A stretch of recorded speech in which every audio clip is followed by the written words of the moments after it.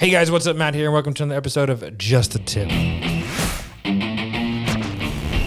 Today's episode is about how to structure your day for success. Now, I'm not going to talk about, doing yoga and all that kind of stuff. I'm purely talking about from a sales point of view. So there are a couple of things that you need to do in your daily routine that are going to give you the absolute best chance of making the most amount of financial success in sales as possible without working for 22 hours a day. The first one is every single week, you need to have times for follow-ups. You need to have scheduled times for follow-ups.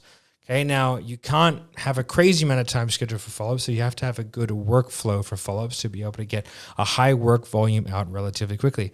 The next thing is you have to have a scheduled out time for referrals, okay? Every single week you need to be doing referrals. It's a massive, massive income generator once you get good at it. The third thing is you need to have a process in place for everyone who doesn't show up. And you need to be able to track those numbers so you can estimate how many people are going to show up and how many people aren't. So then you're going to be able to, if you can guesstimate that 20% of the sales calls that you book in no-show, which is pretty accurate, then you can have a floating follow-up time where your SOP for a no-show is you do an hour of follow-up, and that's gonna really sort of open up your diary times, because what you don't want to have is 16 hours a week full of nonsense tasks that aren't selling, because selling needs to be your priority. That's the priority, is selling. The next thing you have to do is you have to look at your diary from a really objective perspective and go, for my goals, I want to make X amount of money. I need to give myself that amount of time in my diary to make that. And that's going to depend on your numbers. If you close at 10%, you have to book a lot more calls in. But that's okay that you close at 10% because you might be new.